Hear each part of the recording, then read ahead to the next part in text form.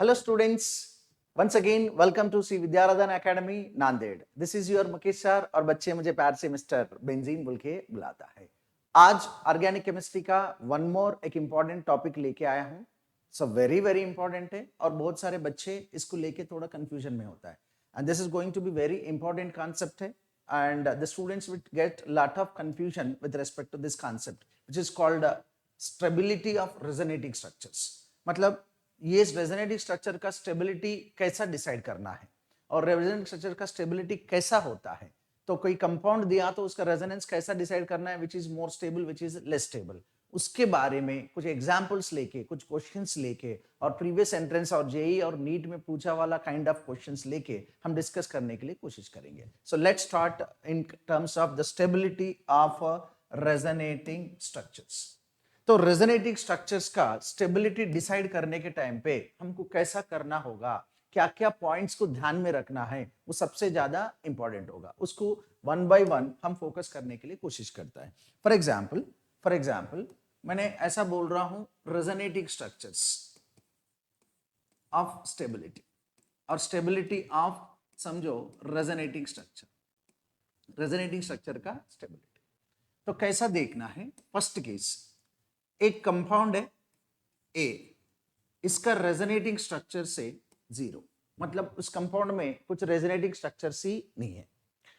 और एक कंपाउंड है बी, इसका रेजोनेटिंग स्ट्रक्चर से समझो 2, मतलब रेजोनेटिंग स्ट्रक्चर से दिखाई दे रहा है. तो जिस कंपाउंड में रेजोनेंस नहीं है और जिस कंपाउंड में रेजोनेंस है, तो हमेशा रेजोनेटिंग स्ट्रक्चर वाला कंपाउंड का स्टेबिलिटी ज्यादा. तो मैंने ऐसा बोला, अब स्टेबिलिटी बोल दिया.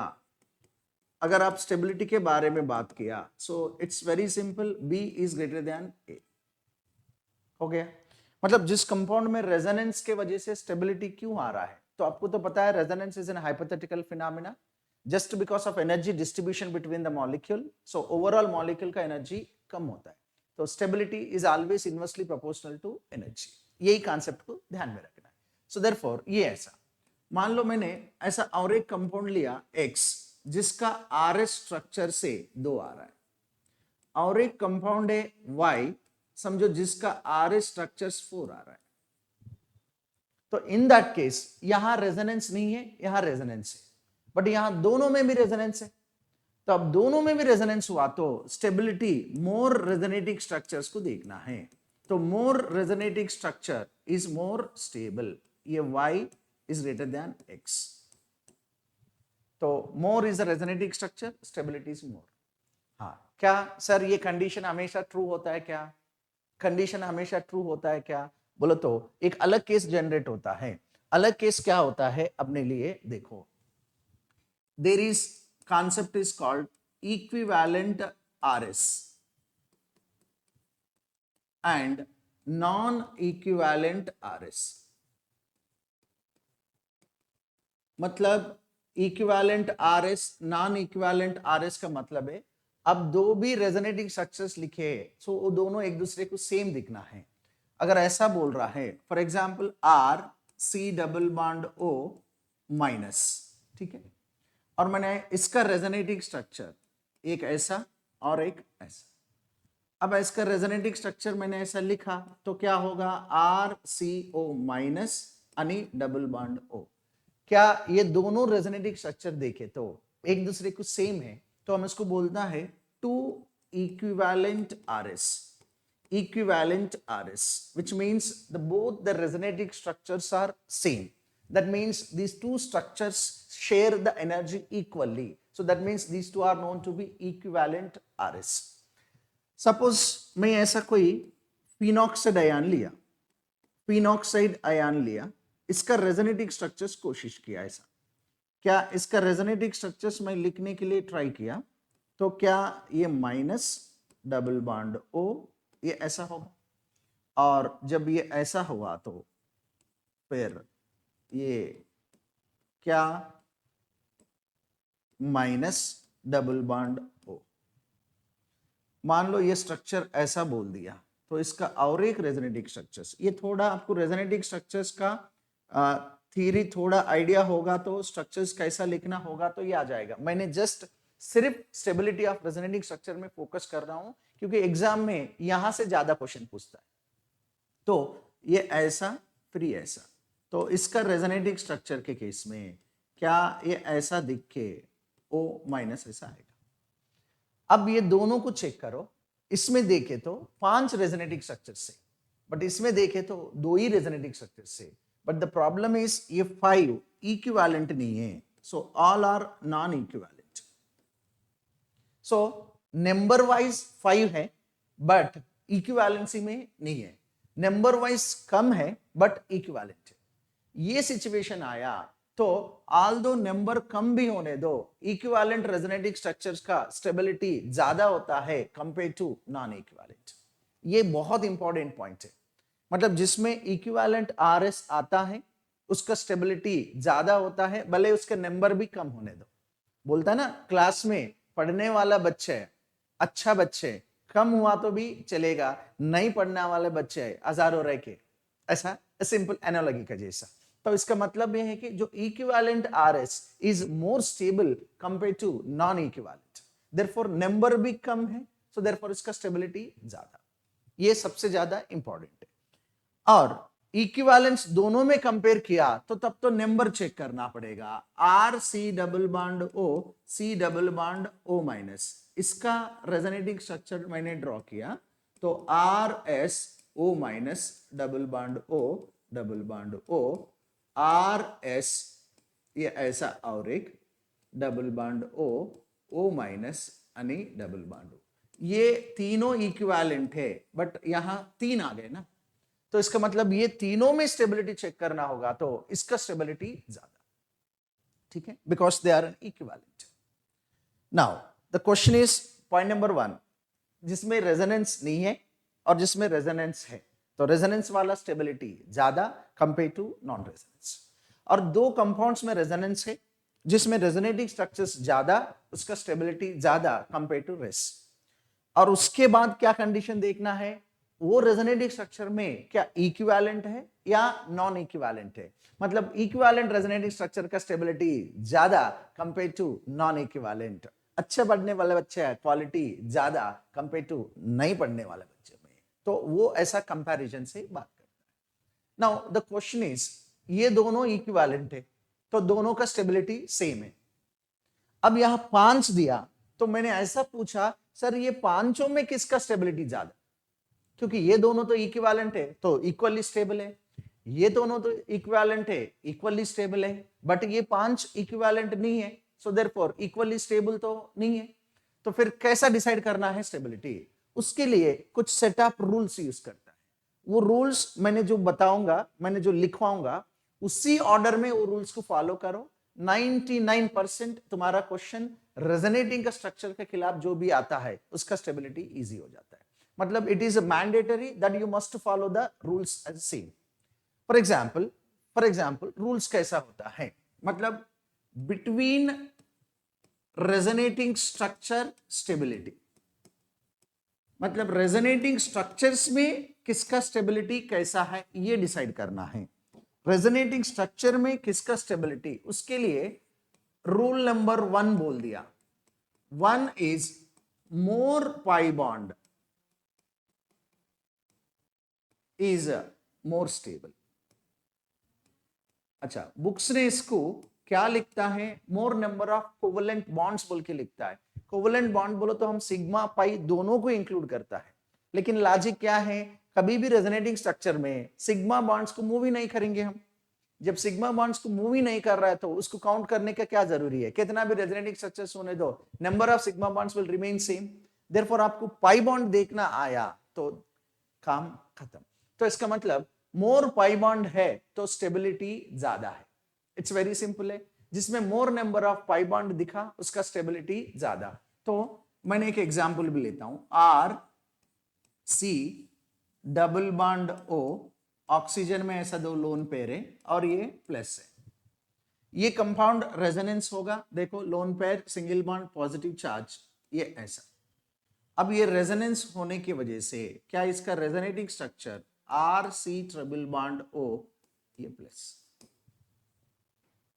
तो ये दोनों में अगर आप स्टेबिलिटी डिसाइड किया तो विच इज मोर स्टेबल बोलो तो सेकेंड, लाइक दिस।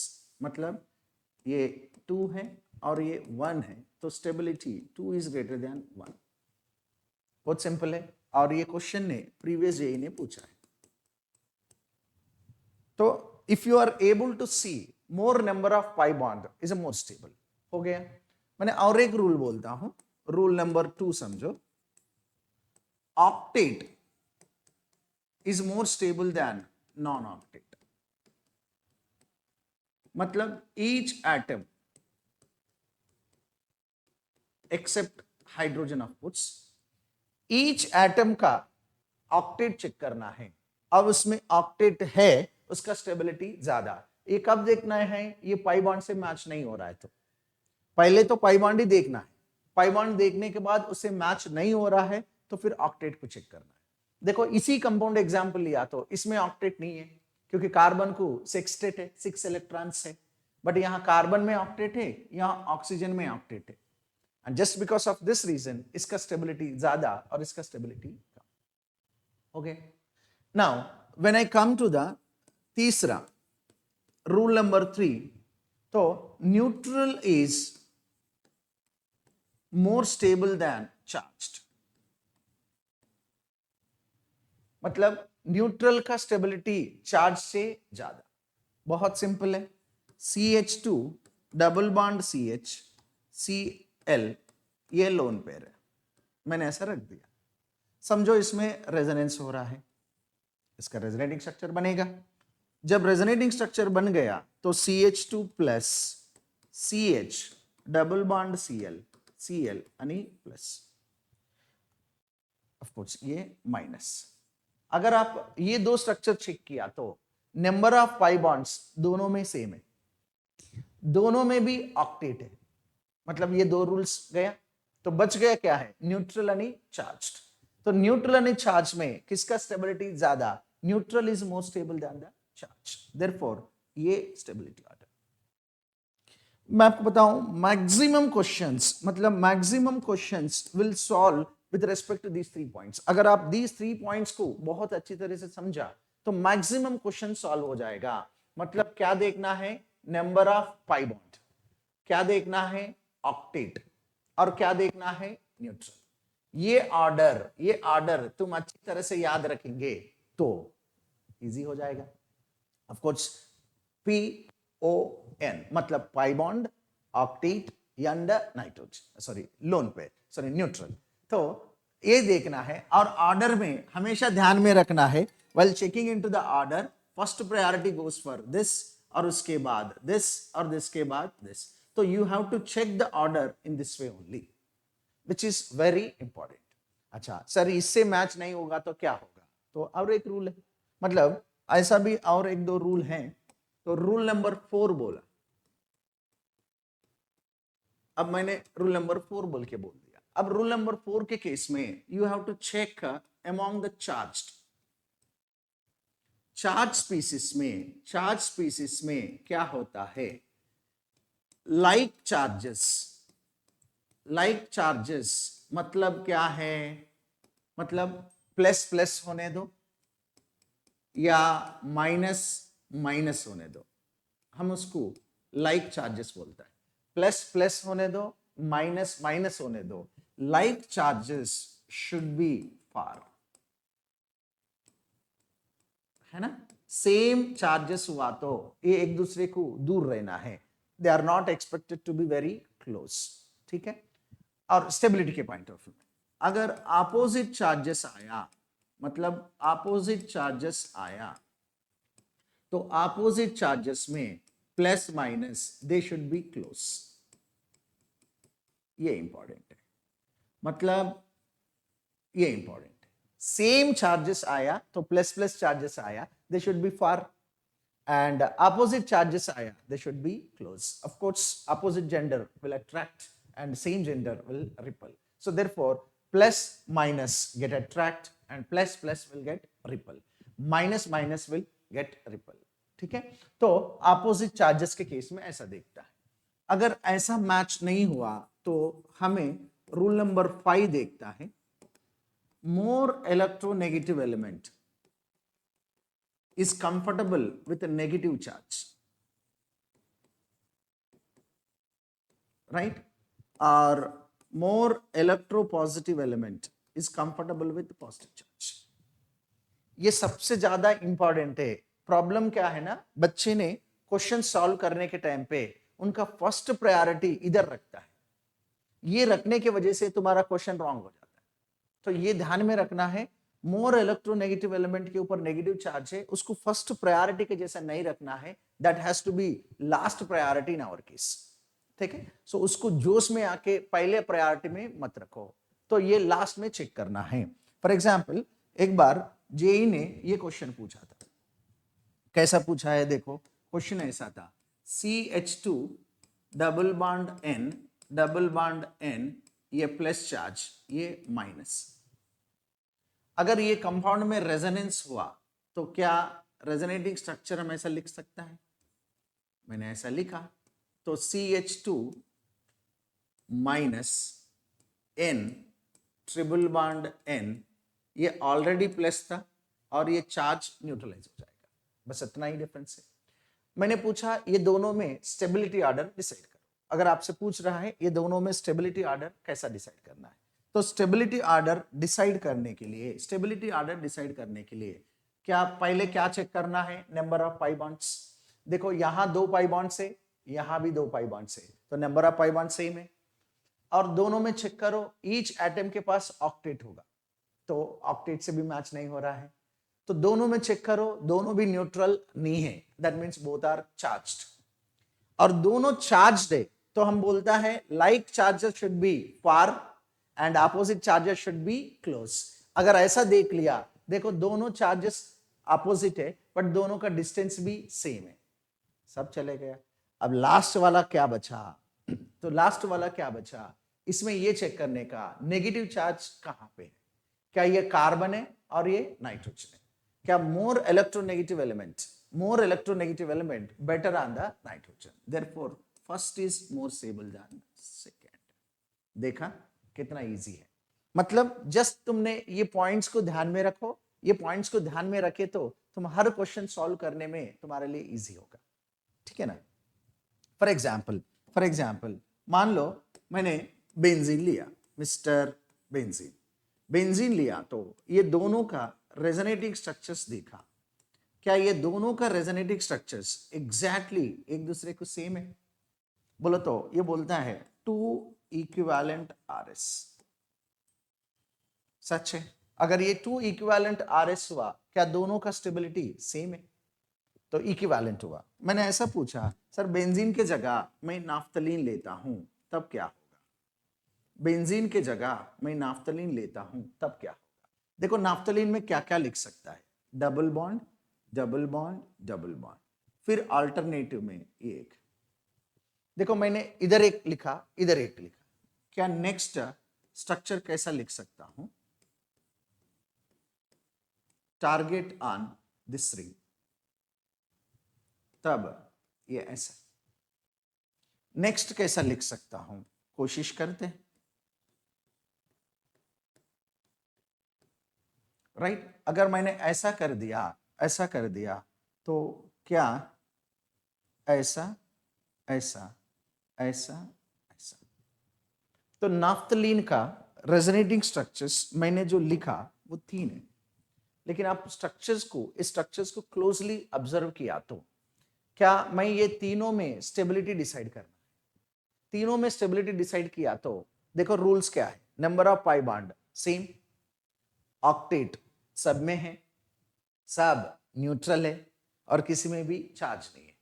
तो इसका मतलब अभी तक हमने जितना रूल्स पढ़ लिया वो सब फेल हो गए ना इस केस में।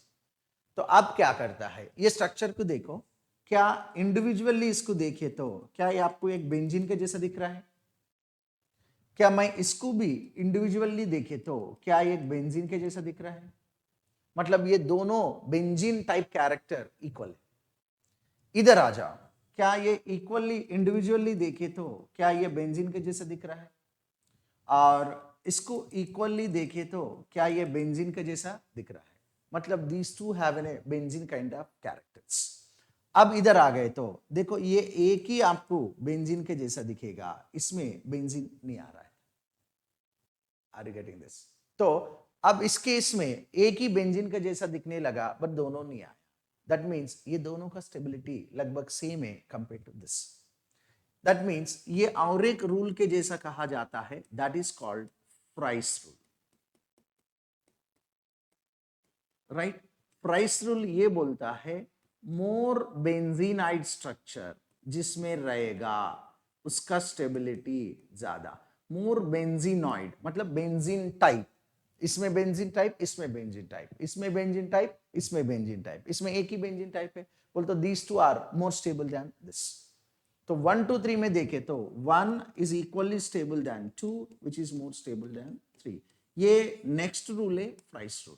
ये प्राइस रूल मोस्टली एप्लीकेबल होगा when you are dealing with aromatic compounds of benzene like neutral type, मतलब न्यूट्रल एरोमेटिक कंपाउंड्स हुआ तो ये प्राइस रूल अप्लाई होगा।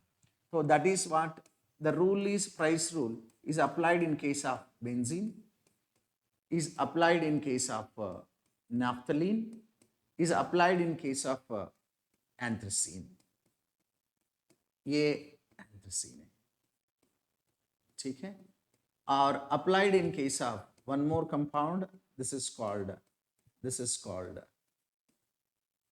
phenanthrene। ऐसा। अब ये सब स्ट्रक्चर्स देखे तो क्या ये बेंजीन है और ये नाफ्थलीन है और ये एंथ्रासीन है और ये फिनांथ्रीन वो दोनों एक दूसरे को आइसोमर्सी कहा जाता है। और इसका RS 2 है, इसका RS 3 है, इसका RS 4 होगा, इसका RS 5 होगा। अगर आप लिखने के लिए गए तो इसका RS ऐसा दिखेगा 2 3 4 5, ठीक है।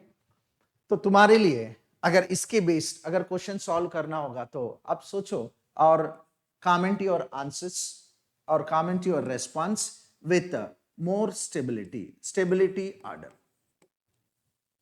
with the stability order of these compounds और stability order of these compounds, comment your answers। और मुझे देखना चाहता हूं, मैं देखना है अगर comments कैसा करता है आपका आंसर क्या हो सकता है इस केस में, और उसके लिए कोशिश करो रीजन भी देने के लिए, ठीक है ना।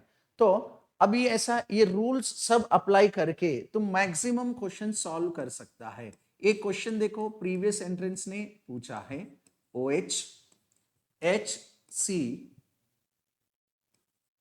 Minus double bond OH plus और HCO माइनस आणि प्लस OH आणि HCO प्लस आणि माइनस आणि OH पूछा है एंट्रेंस ने। इसका चारों में ऑफ कोर्स ये भी प्रीवियस जेई का क्वेश्चन ही है, और ये चारों में किसका स्टेबिलिटी ऑर्डर कैसा है, तो सेम हमें वही रूल्स अप्लाई करना है, मैंने जैसा रूल्स बोला था।